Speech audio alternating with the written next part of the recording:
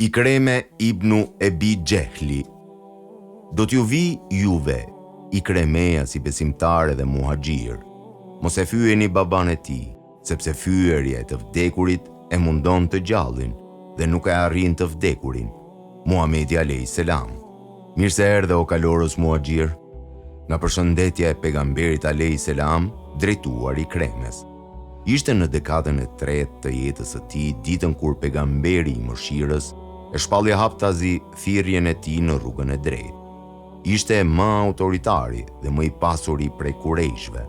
Me siguri se dhe ai do të kalonte në fenë islame, ashtu siç vepruan mocanikët e tij si Sad ibn Ebi Vekasi, Musab ibn Umeiri dhe të tjerët prej familjeve më të njohura të Mekës, sikur të mos ishte babai i tij. A thua, kush ishte babai i tij? Ai ishte mizori më i madh i Mekës, prijësi i parë i shirkut, politeizmit, persekutuesi dhe torturuesi më i madh, me anë të cilit Allahu e sprovoi imanin e besimtarve dhe e vuri në sprovë sinqeritetin e besimtarve, por ata u mbetën besnik parimeve të tyre.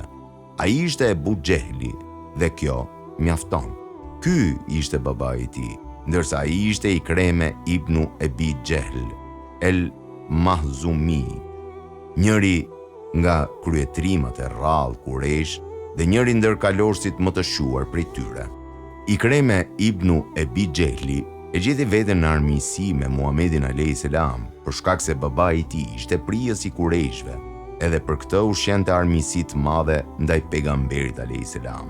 Po ashtu, ai torturoi sahabët e tij në mënyrat më të shëmtuara dhe të gjitha veprimet e tij kundër fesë islame dhe muslimanëve e kënaqnin baban e tij.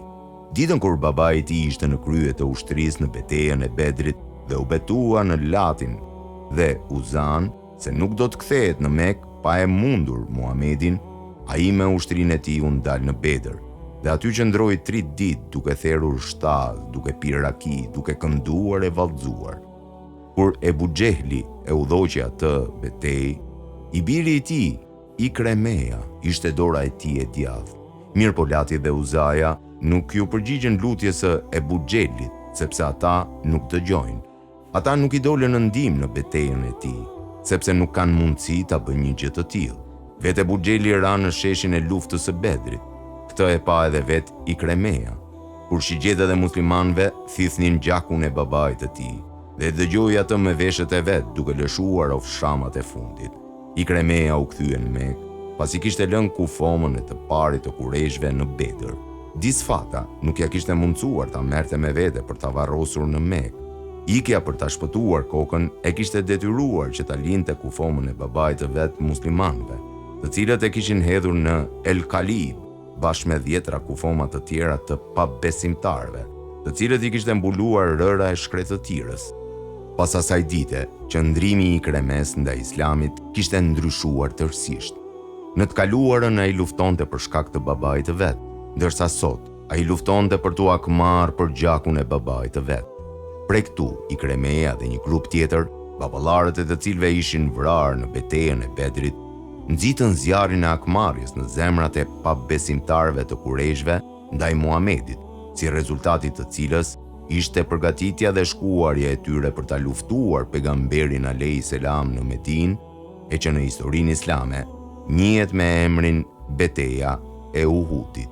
Ikreme ibn Ebi Gjehli shkoi në Uhud dhe me vete mori edhe gruan e tij, Ummu Hakimin, me qëllim që bashkë me gratë e tjera të kurejshve, të cilat kishin humbur të afërmit e tyre në betejën e Bedrit, të qëndronin në prapavi, t'u binin defave dhe duhej t'u jepnin kurajo kurejshve në luftë kundër muslimanëve dhe t'u jepnin zemër kalorësve të tyre në rast se ata do të tentonin ta lëshonin betejën. Kurejshët e kishin caktuar komandant Halid ibn Velidin në anën e djathtë të kalorësisë, ndërsa në anën e majt Ikreme ibn Ebi Gjehlin. Të dy kalorësit pa besimtar korrën sukses në atë betejë, duke treguar e përsi të dukshme mbi ushtrinë e Muhamedit alayhis salam dhe sahabëve të tij.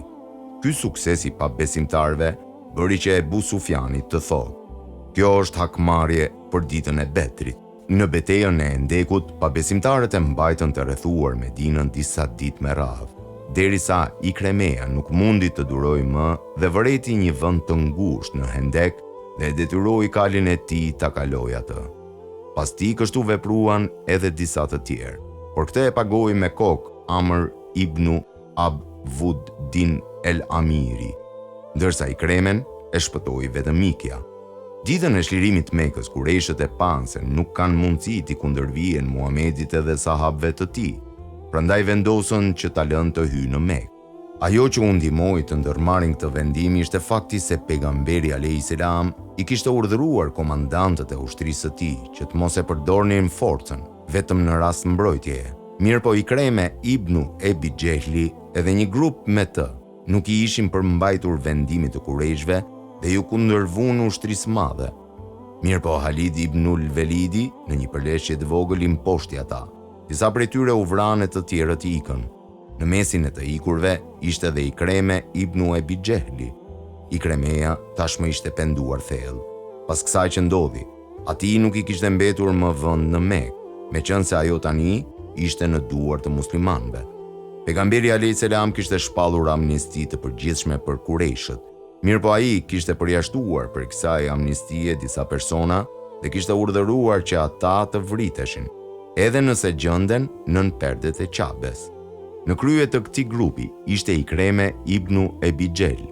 Për këtë, ai e kishte lëshuar fshetës i Mekën dhe ishte nisur në drejtim të Yemenit, sepse nuk i kishte mbetur vend tjetër. Ndërkohë bashortja e Ikremes, Hakimi, edhe Hindu bintu Udbe, të shoqëruara nga 10 gra kurejshe, vendosën të shkojnë tek shtëpia e pejgamberit alayhis salam për të dhënë betimin e besueshmërisë dhe të dëgjueshmërisë. Ato hyn tek pejgamberi alayhis salam, ku ishin 2 gratë e tij, vajza e tij Fatimia, si edhe disa gra të familjes Benu Abdul Muttalib. Së pari, fjalën e mori Hindi, e cila e kishte mbuluar fytyrën e saj në shenjë turpi për shkak të masakrimit të xhaxhait të pejgamberit alayhis salam Hamza ibn Abdul Muttalibit në luftën e Uhudit. O i dërguari i Allahut, falënderimi dhe lavdërimi i qoftë Allahut, i cili e forcoi dhe e lartësoi fenë të cilën ai vetë zgjodhi. Unë kërkoj prej teje të kesh mëshirë ndaj meje për shkak të lidhjeve tona familjare. Unë që sot jam grua besimtare e sinqert. Pastaj zbuloi fytyrën e saj dhe vazhdoi. Unë jam Hindi, e bia e Udbes, o i dërguari i Allahut. Atëherë pejgamberi alayhis salam i tha: "Mirë se vjen." Ndërsa ajo ja ktheu: "Betohem në Allah se nuk ka pasur në sipërfaqen e tokës shtëpi më të urryer edhe më të nënçmuar se shtëpia jote, ndërsa sot nuk ka në sipërfaqen e tokës shtëpi më të dashur se shtëpia jote." Pejgamberi alayhis salam atëherë i tha: "Por edhe më tepër se kaq." Pastaj e mori fjalën Hakimi, grua e Ikremes ibn Ebi Gjehlit, e cila në fillim deklaroi se e pranoi fenë islame. Pastaj tha: "O i dërguari i Allahut, Ikremeja iku për në Yemen nga frika jote, se do ta vrasësh. Të lutem, fale atë, të falte Allahu." Pejgamberi alayhis salam ja ktheu: "I falur qoftë." Pa vonuar, Hakimi doli për të kërkuar bashkëshortin e saj Ikremen. Me vete mori një robë të saj romak. Posa kaluan një pjesë të gjatë të rrugës, djaloshi e ndryshoi sjelljen ndaj zonjës së tij, por ajo me premtime dhe zvarritje e mashtroi derisa arriti në një fshat arabe dhe kërkoi ndihmë prej tyre. Ata e lidhën djaloshin dhe e burgosën. Ajo vazhdoi rrugën e saj derisa e takoi Ikremen në Bregdet, në provincën Tihame, ku ai ishte duke u marrë vesh me një marinar musliman për mbartjen e tij. Marinari i thoshte: "Paguaj që të çojmë ata ndetit." Ikremeja i thoshte: "Si të paguaj?" Ai ja ktheu: "Thuaj dëshmoj se nuk ka zot tjetër përveç Allahut dhe se Muhamedi është i dërguari i tij." Ikremeja ja ktheu: "Unë nuk ika për asgjë tjetër, vetëm prej kësaj." Në momentin kur ata ishin duke biseduar rreth kësaj, Hakimi doli përpara Ikremes dhe i tha: "O biri xhaxhait tim, po vi nga njeriu më fisnik, më bamirës edhe njeriu më i mirë, nga ana e Muhamedit, të birit të Abdullahut. Kërkova prej tij të të fal dhe ai të fali. Prandaj mos e humb veten kot." Ikremeja pyeti abitur: "Ti bisedove me të?" Ajo ja ktheu: Po, unë bisedova me të dhe ai të fali. Kështu vazhdoi ta qetësoi dhe ta siguroi derisa ai u bin të kthehet me të. Pastaj i rrëfeu atij për ndodhinë e djaloshit të romak. Ikremeja kaloi pranë fshatit arabe dhe në shenjë hakmarrje e mbyti djaloshin para se ta pranonte fenë islame. Gjatë kthimit për në Mekë, ata u kthyen të pushojnë në një shtëpi dhe Ikremeja deshi të ketë marrëdhënie intime me bashkëshorten e tij, por ajo nuk e pranoi një gjë të tillë dhe i tha: "Unë jam muslimane, kurse ti je pa besimtar." Kjo sjellje e saj e habiti Ikremen dhe tha: "Ajo që na pengon të kemi marrëdhënie intime në mes nesh është çështje e madhe." Në momentin kur Ikremeja i ishte afruar Mekës, Muhamedi alayhis salam u tha sahabëve të tij: "Do t'ju vi Ikreme ibn Ebi Xehli, besimtar dhe muhaxhir, e mos e fyeni baban e tij, sepse fyerja e të vdekurit e shqetëson të gjallin e nuk e arrin të vdekurin." Nuk shkoi shumë kohë dhe Ikremeja së bashku me bashkëshorten e tij arriti aty ku ishte pejgamberi alayhis salam. Kur e pa pejgamberi alayhis salam, u ngriti gëzuar për të. Posa ul pejgamberi alayhis salam, Ikremeja qëndroi para tij dhe i tha: "O Muhammed, Muhakimi më lajmëroi se ti më ke falur mua." Pejgamberi alayhis salam ja ktheu: "Ka thënë të vërtetën, ti je i falur." Ikremeja pastaj pyeti: "Në çfarë thërre ti, o Muhammed?"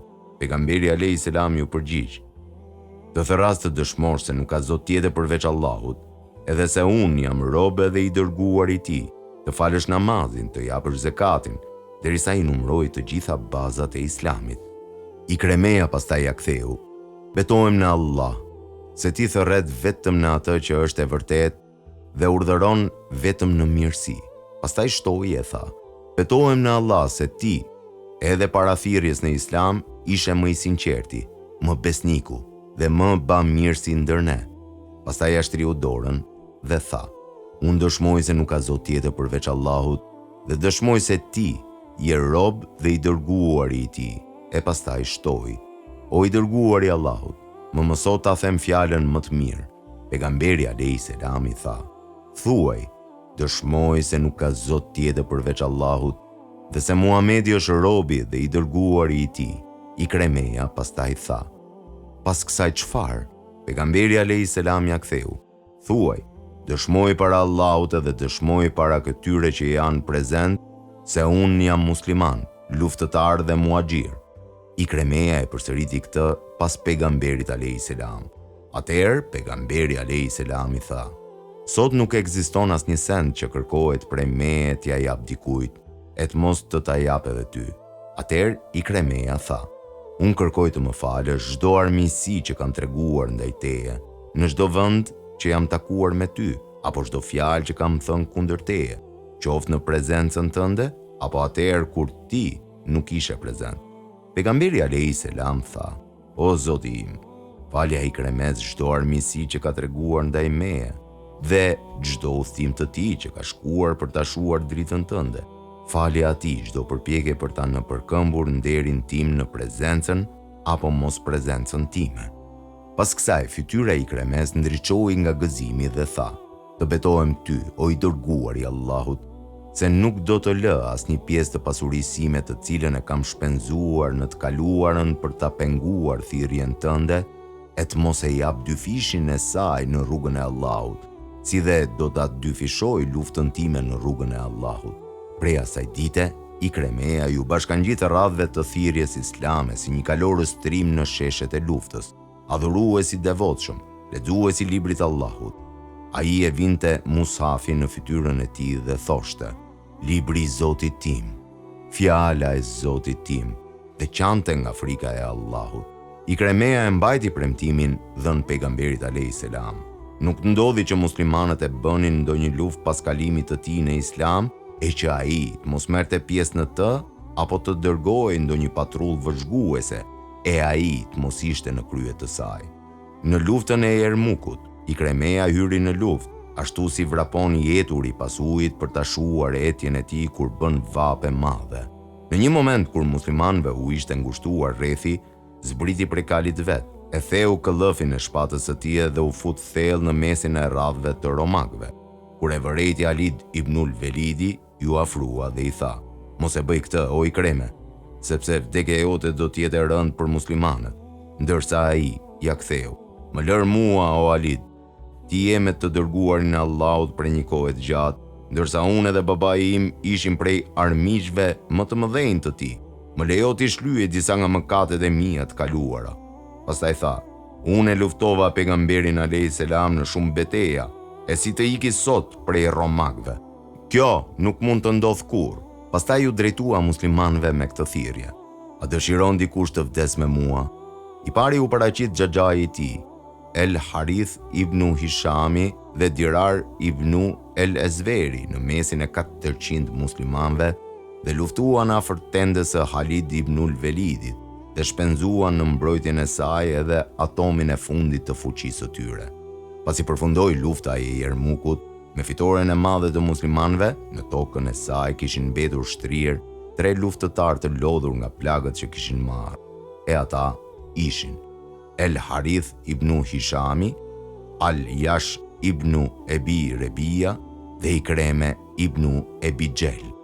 Harithi kishte kërkuar një pikë ujë për të shuar etjen nga plagët që rëndonin mbi trupin e tij. Kur ja sollën ujin, e shikoi Ikremen dhe tha: "Jepjani atij." Kur ja afruan atij, ai e shikoi Ayashin dhe tha: "Jepjani atij." Kur ja afruan Ayashit, e pan se e kishte lëshuar shpirti. Kur u kthyen të dy shokët e tij, pan se dhe ata i ishin bashkangjitur atij. Allahu qoftë i kënaqur me të gjithë ata. Allahu a bëft të mundur të pinë ujë prej krojit të Kevtherit, që kur më të mos kenetje. Allahu u adhuroft bukuritë e Firdeusit, që të kënaqen me të përgjithmonë.